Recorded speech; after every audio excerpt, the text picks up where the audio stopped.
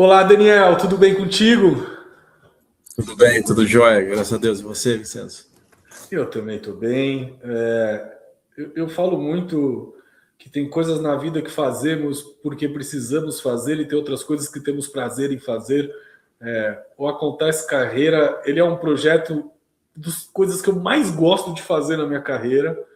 Primeiro porque eu acho que eu vivo o lugar de pesquisa em carreira, que é o meu mote, é o tema que eu me apaixonei lá no DHO ainda, como RH, e que me abre a possibilidade de conectar com pessoas interessantes e que eu admiro no mercado, e ter você no projeto esse ano, para mim é um grande prazer. Obrigado pela disponibilidade, viu, Daniel? Eu que agradeço pela oportunidade. Como a gente acabou conversando um pouco, né? Aquela frase que sempre questiona a gente, né? Quando foi a última vez que você fez algo pela primeira vez? Então, essa é a primeira vez que eu estou participando desse projeto. Então, eu estou já começando um ano de 26 com esse desafio. Então, eu espero poder contribuir. Enfim, acho que é um processo bem bacana e um projeto muito legal. Muito bem. Para quem está nos assistindo aqui, o Acontece Carreira é um grande projeto de pesquisa, que ele tem duas grandes fases. A gente começa entrevistando 50 executivos de referência de mercado, para depois a gente pesquisar com vocês aí, aberto, numa pesquisa de panorama nacional, sobre algum tema de carreira. No passado a gente falou sobre AI e carreiras, e este ano, Dan, estamos falando sobre gerações, já que estamos vivendo no mercado de trabalho e nas carreiras, pela primeira vez, 4 gerações dentro dessa faixa produtiva. E que isso é muito novo, dentro de um mercado de trabalho em borbulha, evolução, mudança. E a ideia é parar um pouquinho e a gente entender como é que isso está impactando a carreira das pessoas. A ideia do projeto nunca é buscar um viés de certo ou errado, bom ou ruim, faça isso, faça aquilo. A ideia é olhar e ter vários olhares sobre o mesmo prisma. E aí entendendo que quando a gente olha gerações, a gente tem um ponto sempre de divergência, ou entender que as diferenças compõem a formação socioetária do mercado, parece que tem um tema comum que na curadoria do projeto a gente foi percebendo, que me parece que o tema de saúde mental, autocuidado, isto vem entrando na carreira das pessoas, não importa muito a geração. Óbvio que algumas gerações vivem isso numa intensidade, outras em outras, mas me parece que este é um tema comum dentro das gerações. Isso aparece para vocês aí não sem parar ou não? Aparece. No Sem Parar, a gente tem uma população muito diversa, né? São mais de 3.400 colaboradores diretos. Então, você tem diferentes idades, diferentes gerações. Mas o público maior é a nossa força de vendas, e ali você tem uma concentração maior de pessoas das novas gerações, né? E eu cheguei na empresa há 2 anos, e uma das coisas que a gente foi analisar, e eu busquei entender um pouco mais dos dados já existentes na empresa, foi qual era o nosso demographics, né? Qual era a demografia da empresa, quais eram esses blocos, né? Sem fazer segregação, porque é uma coisa que é uma preocupação que eu sempre tive, da gente falar das gerações segregando e colocando as pessoas em nichos, né? E essa pessoa nasceu nesse período, então ele é assim, ou ele age assim. Não, existe ali alguns indicadores de comportamento por força e influência do momento que a pessoa nasceu, evidentemente, mas não clusterizar.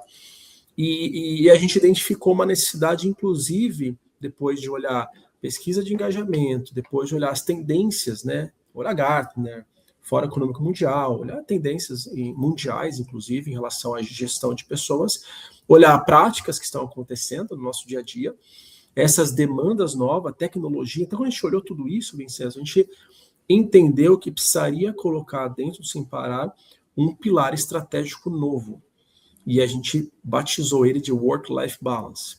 Então, desde janeiro de 24, a gente passou o ano inteiro com esse pilar estratégico, a gente revalidou esse pilar estratégico em 2025 e já revalidou para 26.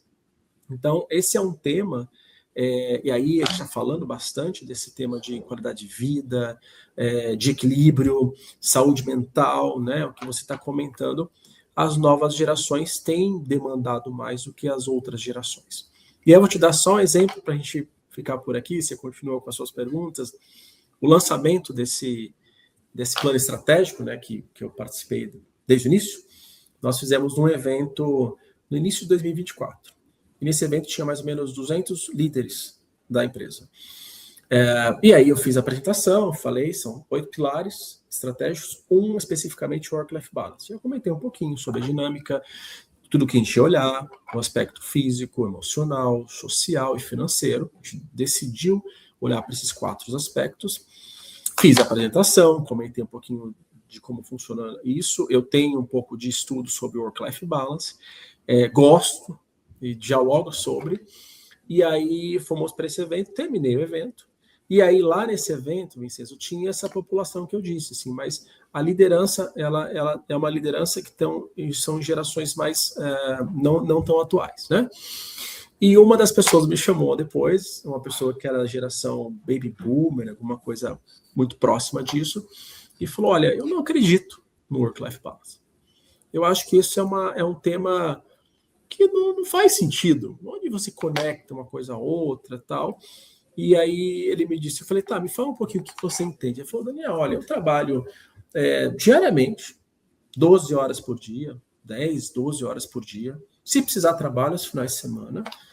E não gosto muito de atividade física e me sinto bem. Para mim, não tenho um problema de equilíbrio de vida, de atividade pessoal e profissional, né? E aí eu perguntei para ele, que bom, você se sente bem assim? Ele falou, sim, me sinto. E aí a minha resposta foi, então, esse é o ponto. Você se sente assim e você entende que esse é o seu balance. E tá tudo bem. Agora, você tem exigido da sua equipe a mesma forma de agir, o mesmo entendimento sobre balance? Então, se você vive assim e não cobra da sua equipe, que também fica até 10, 11 horas da noite respondendo e-mail, tá tudo bem, né? Aí eu coloquei o meu ponto, eu falei, no meu work-life balance, precisa ter social, precisa ter físico e precisa ter espiritual. Então, todos os dias, e isso estou falando para você, né, Vincenzo? E para as pessoas que estão conversando aqui com a gente, ouvindo, eu vou todos os dias fazer algum treino. Então, é uma necessidade minha. E isso, para mim, tem a ver com o meu balance, no meu work-life balance. Então, acho que esse é o ponto. Independente das gerações, né, existem pessoas que têm necessidades diferentes, mas as gerações acabam drivando um pouco. Então, as novas gerações têm necessidades que talvez alguém que está hoje com 50 anos fala, eu não tenho essa necessidade. Eu não cresci nesse ambiente, eu trabalhava só, não tinha tempo para academia, né? Tal qual você começa a enxergar a quantidade das redes de academias crescendo. Quase, você vê novas academias, quase você vê um Oxxo, né? que é uma nova loja. As novas igrejas em comunidade, acho que são os três eixos que mais crescem, né? Igrejas, a Oxxo e academias. E aí você vê, abrir uma academia nova, eu treino, então eu uso academias, várias delas, mas fala, não, essa aqui não vai dar certo, porque já tem muita academia. E ela começa a ser uma academia super overbooking, e a outra que estava lá também tá. Então, assim, existe uma demanda, as pessoas estão buscando. E majoritariamente são as pessoas das novas gerações, tá? Então, acho que só fazendo esse ponto, dando um pouco de contexto também da realidade, do que a gente está vivendo. Então, faz sentido a gente dizer que as novas gerações estão mais preocupadas com isso. E acho que isso ajuda a gente poder também responder as soluções que o RH, especificamente, trazendo um pouco para o meu lado, precisa trazer para a organização, né? Esse é um ponto relevante. E, por último, não menos importante, quando a gente olha do ponto de vista estratégico e de despesas, né, Vincenzo? Quanto mais a empresa investir em saúde, menos ela vai ter de despesas em doença. E aí a gente está falando de outra seara. Então, eu prefiro ver a curva do sinistro controlada, com ações focadas na saúde, do que ficar tentando rebater, mudando o plano, criando coparticipação, porque isso, em algum momento, você não consegue mais ter novas alavancas para reduzir o custo, né? E eu lembro muito quando a gente conversou a primeira vez, sobre o projeto, que você me trouxe uma indagação que ela está numa das linhas altas do meu diário de bordo do projeto, que você falava assim, gerações, Fernando, esse é um tema que está voltando, e aquilo me chamou tanta atenção, Daniel, porque assim, nossa, estou conversando com tanta gente que está me trazendo como tempo avô, por que o Daniel está me trazendo isso? E aí, pesquisando o teu projeto no Sem Parar, é isso. Eu acho que você está discutindo esse tema com uma profundidade muito interessante já há algum tempo, com um olhar para essas gerações, que eu acho que tem muitas empresas e culturas que, por conta da NR1 e por conta da pandemia e de todos os recortes, estão sendo meio empurradas, meio sem método, e eu acho que isto está voltando com linhas de retomada de processos que ainda não estão maduros. E acho que você tem uma referência de bench muito legal aí dentro do projeto de vocês. E aí eu estava curioso de te ouvir, porque acho que você traz um ponto muito importante, que para essas gerações poderem se encontrar, elas vão poder ter que construir um lugar de segurança desse livro pensar. Este baby boomer, ele precisa dizer para você assim, cara, não faz sentido isso para mim. Você está dizendo que todo dia você vai malhar, Daniel? Cara, no meu mundo, isso não existe. Exato. E ele tem que ter um lugar de existência que ele possa trazer esse livre pensar e também não ser subjugado de que isso é péssimo, porque a escolha que ele fez para ele, como você bem disse, desde que isto não seja imposto ao Daniel como verdade absoluta. Como é que vocês estão fazendo para identificar? Porque por mais que a gente não queira clusterizar, e concordo muito contigo, olhar essas diferenças e conseguir identificá-las, isso também permite que a gente consiga se precaver ou se antecipar a encontros ou ruídos dentro desse processo. Você percebe essas diferenças dentro dessas relações, dessas 4 gerações, como a gente trouxe do autocuidado? Existem outras que vocês estão olhando? A gente não conseguiu ainda ter dados, né, para te falar assim, puxa, Vincent, a gente consegue enxergar isto ou isso, então a gente não tem ainda essa inteligência aplicada, mas a gente tem os sinais, né, e algumas hipóteses. Então, é um exemplo clássico, a gente criou, quando começou a trabalhar com Work-Life Balance, e a gente tem trabalhado bastante mesmo, uma Olimpíada, né, que fosse uma Olimpíada de atividade física, muito comum em alguns países. A gente fica um mês, você fica registrando ali no aplicativo sua atividade, qualquer que seja, tanto física quanto de meditação e de alimentação também. Você fica registrando, e ao final você vai ter uma pontuação e ganha prêmios, enfim. E a gente teve e consegue por ali entender assim, quais são as pessoas mais engajadas. E as pessoas mais engajadas são as pessoas que estão nessas gerações mais recentes, né? Vamos colocar assim, da Y para frente, né? Então dá para ter um indicador de que tem uma possibilidade, uma correlação, mas não dá para afirmar, porque pode ser que alguém que também pratica atividade física está cansado dessas competições, não entrou lá para fazer, mas está fazendo, né? Mas dá um indicativo de que isso está acontecendo. E eu também percebo, porque a gente acabou fazendo 2 edições, estou dando só esse exemplo, tem outras ações, mas 2 edições, a primeira para a segunda, a gente teve o dobro de pessoas que participaram. Então, isso também é um indicador de que a gente, quanto mais a empresa estimula atividades de saúde, ainda é uma hipótese, precisa testar para saber se essa hipótese ela se confirma, mais as pessoas começam a se engajar. Ou começam a pensar, poxa, eu não estava naquela, agora eu vou querer participar. Então, eu acho que é mais dentro de um movimento, assim, né? E aí, olhando do ponto de vista estatístico, vocês vamos considerar a nossa expectativa de vida tem aumentado a cada 10 anos em larga escala, né? Se a gente olhar lá desde 40, 50, a expectativa de vida ela mudava muito pouco de um ano para o outro, em 5 anos para o outro. A gente está quase, acho que batendo 80 na média entre mulher e homem, né, no Brasil, 80 anos, né? Então tem muita gente das gerações também não tão recentes que estão buscando agora também se atualizar. O fato é que falar de saúde cabe a todo mundo. Acho que ninguém vai falar assim, puxa, Dan, não quero ouvir sobre saúde, não me interessa. Possivelmente a pessoa pode se interessar por algum dos aspectos que a gente está falando aqui. Seja ele o aspecto de discussão de física, mental, social, a financeira. A gente já trabalha também com um aspecto de work-life balance, a parte financeira. né? Eu costumo dizer assim, para alguém ter um burnout, que é um tema crítico hoje para as organizações, eu não acredito, é uma crença própria minha, tá? Que ele foi por conta de um único fator. Usualmente é uma soma de fatores. Então, imagina que você está vivendo com alguém do seu lado, você é um analista e vive com alguém do seu lado, que estão submetidos à mesma gestão. A mesma gestão. Passa pelo mesmo processo dia a dia e faz a mesma atividade. Essa pessoa que está na cadeira da direita teve um burnout, a da esquerda não teve. Ambos passando pela mesma situação, convivendo na mesma empresa, com o mesmo gestor, da mesma forma. O que levou essa ou aquela a ter o burnout? E aí outros fatores podem estar contribuindo. Se a pessoa está com dificuldade em casa, tem que ter uma assistência ao filho, às vezes com algum sem equilíbrio financeiro. Equilíbrio financeiro, exatamente. Luto. Por isso que a gente está olhando de forma holística o colaborador, Que de legal. forma holística, porque... E aí começamos a fazer ações, inclusive. Eu tinha uma folha de pagamento que tudo se passava por lá. Aí eu peguei lá alguns dos contratos e falei, poxa, mas espera aí, por que a gente paga a conta de academia na folha de pagamento? Não, a gente vai chamar o prestador e falar assim, olha, a partir de agora, você tem uma conversa comigo, é um benefício para o colaborador, mas o colaborador vai lá e combina com você como ele quer pagar.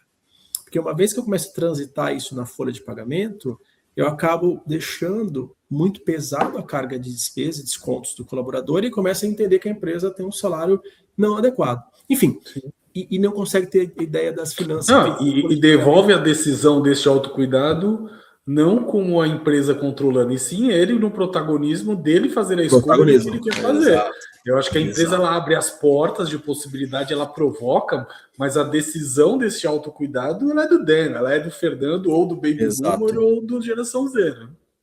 É verdade, é verdade. Então, acho que tem todo um composto, assim, mas meu ponto, assim, se você me perguntar como vocês estão tentando olhar, a gente não está fazendo, talvez, alguma coisa que seja muito diferente, mas tentando olhar de forma holística.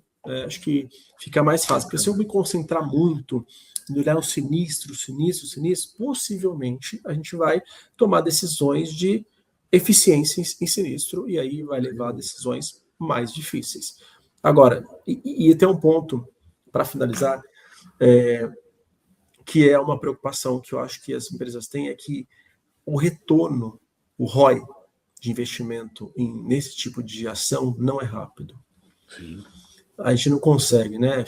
Vou falar aqui, vamos começar a fazer academia hoje, em um mês eu vou estar no shape. Não vai estar no shape. Você vai precisar dar um passo de cada vez. Você vai no nutricionista, ele vai falar assim, quantos dias por semana você come chocolate? Vai falar assim, todos os dias. Ele vai te falar assim, faz o seguinte, muda, um dia sim, um dia não. Ele não vai te falar, corta tudo. Um bom nutricionista não vai falar. Então, é um pouco disso. Então, ações voltadas à saúde mental, social, financeira, ela leva tempo para poder depurar, a pessoa absorver, criar o hábito e começar a ter resultados. Mas a gente não pode. Por isso que eu disse para você que ao longo dos 3 anos a gente tem revalidado esse pilar estratégico como realmente um mantra aqui na empresa. Muito bem. E aí existe, me parece, e você tem todo o direito de discordar, que todas essas gerações elas estão tendo que olhar para um ponto comum, que é esta competência do inovar, que parece que virou um mantra comum das carreiras nesse momento, né? Então a gente está falando de diferentes olhares para que consigam colaborar e inovar, eles precisam saber trabalhar juntos, porque senão é isto. Eu preciso ter espaço para dizer que eu não quero, que eu trabalho 12 horas e que eu não vou fazer academia, e sentar para inovar com o Dan, que isto faz parte desta rotina diária dele. Como é que você acredita que as estruturas de recursos humanos podem colaborar com as companhias para criar ambientes colaborativos e de inovação frente a momentos de desafio como esses geracionais? Ela passa, na minha visão, assim, por vários aspectos. E aí, o principal, acho que o RH pode apoiar, é o aspecto cultural. Ambientes abertos à inovação, a toda essa parte que a gente está falando aqui, precisa de um drive da cultura da empresa. Então, se a gente começar a exigir das pessoas inovação, mas a cultura não permite, eu chego lá e falo, estou chamando você de Vincenzo porque está aqui, mas eu chego de Fernando, então eu vou ficar mesclando agora. A gente pode estimular, como RH, vamos lá estimular, vamos criar, sei lá, programas de incentivo à inovação, tal. Mas se a gente não tiver, por exemplo, e a cultura tem muito a ver com a liderança, né? Uma liderança que permita, que se abra a ouvir, a discutir, ainda que seja uma ideia que não faça sentido, by the way. Não importa. Então, o papel do RH é conseguir fazer, na minha visão, um bom diagnóstico do ambiente. Se a gente entender que tem esse ambiente, a gente consegue estimular. Aí sim, o RH estimulando isso acontecer. Então, é muito comum, se você olhar as empresas, e o statement de cultura, aqui a gente tem o statement de cultura do Sem Parar, tá? Coincidentemente, a gente está falando sobre isso. Mas muitas empresas colocam lá inovação, porque é quase uma máxima, né? Quem inova vai deixar de existir, a empresa que inova vai deixar de existir. Mas, efetivamente, um ambiente e uma cultura que permita inovação é muito mais difícil ter. E aí, por várias razões. Uma é a liderança, que apoia ou não apoia a inovação, incentiva ou não incentiva a inovação. A outra são empresas que precisam de resultado de curto prazo, e aí fica difícil, especialmente com empresas de capital aberto, que tem analistas e tem os investidores que querem retorno rápido. Você parar para inovar é você parar de olhar para o seu atual, é a ambidestria que a gente tem falado bastante atualmente. Então isso faz com que a gente pare de inovar e fique focado só no status quo atual, sem olhar para frente. E o terceiro é muito do indivíduo mesmo, Fernando. Eu acho que a gente precisa se incomodar, assim, de querer fazer algo diferente, né? Eu tive a experiência pessoal de fazer uma imersão no Vale do Silício em 22. Agora conseguimos 2 pessoas que foram para lá, já viram tudo diferente. Tudo diferente. Eu fui em 22, o foco era metaversos. Eles foram agora em 25 e o foco é IA. Né? Então, é isso. A gente precisa parar de pensar em inovação. E aí os papéis vão mudando. Eu hoje tenho 44 anos de idade. Talvez eu sou a pessoa que vou poder contribuir de uma certa maneira com a inovação, estimular a minha equipe, mas talvez eu não vou fazer as grandes inovações e eu tenho que ter pessoas da minha equipe que vão buscar essas inovações, né? Fazer um prompt de um IA, criar um agente de IA, eu acho que eu consigo fazer alguma coisa, mas eu tenho certeza que alguém da nova geração digital, já nasceu nesse mundo, vai fazer melhor que eu e eu vou ajudar e vou contribuir. Então, os papéis e responsabilidades vão mudar, estão mudando bastante, né? Então, e aí, de forma pragmática, né? O que a gente fez é um dos pilares que nós colocamos também agora para 2026, esse foi um pilar novo, ele se chama Transformação IA. Então, todo o papel de colocar dentro da organização essa cultura de IA, como AI-driven, né? Drivados para IA, não no sentido de gerar eficiência, desligar pessoas, mas no sentido de tornar a empresa mais fluida, deixar os processos transacionais mais feitos por máquina e deixar o homem mais focado em criatividade, inovação. Olha que interessante. Quanto mais a gente usar o IA para os processos transacionais, mais tempo as pessoas terão para inovar. E aí a gente vê muitas reportagens, muita gente falando, não, mas o IA vai deixar e vai acabar com os empregos. Não. O IA vai ressignificar as atividades, vai ressignificar a nossa vida, vai melhorar em muitas coisas, eu imagino, já tem melhorado, né? E aí as carreiras vão flutuar, na verdade. Você vai ter uma concentração de carreiras que vão deixar de existir, mas novas carreiras já estão ascendendo, elas já estão existindo. O saldo, segundo o Fórum Econômico Mundial de 2025, o saldo vai ser positivo, ou seja, carreiras que serão descontinuadas e as novas carreiras vão ter mais novas carreiras do que a carreira atual. Então o saldo é positivo. Quem conseguir fazer essa boa leitura e ir por esse caminho, acho que é muito fácil se dar bem aqui nessa história. Então eu olho sempre pelo lado positivo, né? Enfim, então acho que é um pouco disso. Eu estou te dando uma resposta um pouco mais ampla, assim, mas acho genial. Eu tenho tentado. Como eu acho que a gente está no momento de. E até o próprio IA diz, né? De que assim, eu não sei se o caminho é sabermos tudo com totalidade ou se estarmos abertos a pesquisar E eu acho que a gente está lidando com um momento de mercado sem balas de prata que vão definir o caminho certo, né? E que eu acho que a habilidade dos líderes, dos executivos em suas carreiras é estarem abertos a pesquisar. Então, eu tenho saído das conversas do Acontece Carreira tentando sempre achar uma palavra protagônica que depois eu possa pegar essas 50 conversas e pensar. E tem uma muito que me chama a atenção do teu olhar, que assim, é como você fala da diferença de um lugar muito convidativo, né? Porque a diferença normalmente a gente tem um código consciente que ela afasta, né? Então, apesar de eu gostar de correr, cara, eu não sei se eu vou conseguir um dia na minha vida ter uma rotina de disciplina como você tem ao exercício, né? Mas a riqueza tá assim, bem, como é que do 100% que você faz eu consigo aqui na minha corrida ganhar um pouco mais e viver isto com mais lugares? E quando você fala dessa diferença, não importa se nesse workforce, no balance, ou dentro da geração, ou dentro do IA, ou dentro das carreiras, a gente está falando de um lugar de aprender com o outro, né? Então, esse lugar da diferença que você traz, aí concordo muito contigo que a cultura é o que abraça e permite essa segurança de viver isto em paz, né? Em segurança, nessa, que é o tema da segurança psicológica, que também está surgindo muito. É muito interessante te ver falar assim. Obrigado a contribuição assim. Acho que pegando a sua abertura de que a abertura desse ciclo no teu acontece, acho que é um primeiro cartão maravilhoso, viu, Dan? Muito bom, muito bom. Mas é isso. E aí, só para finalizar, que a gente tem falado bastante sobre.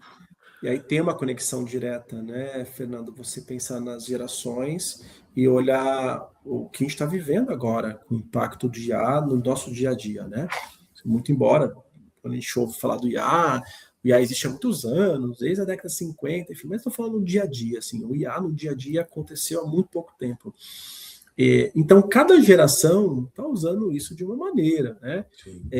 E aí, para mim, é onde está o ganho de você pegar as gerações que conseguem fazer o uso e como fazer o uso, e talvez as gerações que vivenciaram o mundo sem IA, ou vivenciaram o mundo sem tecnologia, também trazer esse componente que não é sempre que o IA vai responder. E aí, para finalizar, eu fui numa palestra, né, que tinham várias pessoas, foi um evento sobre IA. Tá? E uma das palestras era de um sociólogo, filósofo, falando de IA. Aí, meu Deus do céu, alguém de humanas falando de IA, como vai ser essa conversa? E eu confesso que no começo eu fiquei bastante reticente, assim, sabe? Não vai rolar muita coisa aqui não. Engenheiros falando, tecnologia, que tudo vai mudar, os robôs, carros autônomos. Falei, mas eu vou me abrir. Eu acho que a gente tem que estar aberto, né? E ele palestrou durante 1 hora e conseguiu fazer uma boa análise sobre o IA, o que ele vai representar na nossa vida e como isso tem que funcionar para que a gente também não se sinta tão pressionado, né, e robotizado e das relações e tal. E uma coisa que ele disse eu marquei, assim, ele falou assim, o que diferencia o IA do ser humano é que o IA não tem alma. E isso não vai mudar. A gente pode criar os robôs mais modernos do mundo, mas alma é aquela que você sente, é o contato, é a relação, é o olho no olho, é a empatia, né? Então, pelo menos até o momento, a gente sabe que isso não é possível, a gente não sabe o futuro. Então, acho que o cuidado da gente olhar tanto as novas gerações, quanto as novas tecnologias, é olhar que por trás daquele CPF existe uma pessoa que tem as suas próprias necessidades, que tem um contexto cultural, social, familiar diferente. Somos bilhões do mundo e cada um com uma característica única, uma forma de pensar única. Então, eu acho que eu fecho com essa reflexão, assim, porque me levou a pensar muito assim, como que eu consigo enxergar o lugar do ser humano e o lugar da máquina, né? Seja um IA, seja um robô, seja um carro autônomo, né? Essa diferença. E aí a liderança tem um papel de olhar para isso, olhando com a alma, né? Falar assim, poxa, por trás dessa decisão, por trás dessa conversa que eu estou tendo com esse colaborador, existe algo maior. Enfim, acho que eu termino por aqui, Fernando, minha participação. Muitíssimo obrigado, Daniel. Obrigado pela parceria com a Cornerstone, com o projeto, e que a gente permaneça em contato sempre. Muito bom, prazer. Até breve. Valeu, tchau, tchau.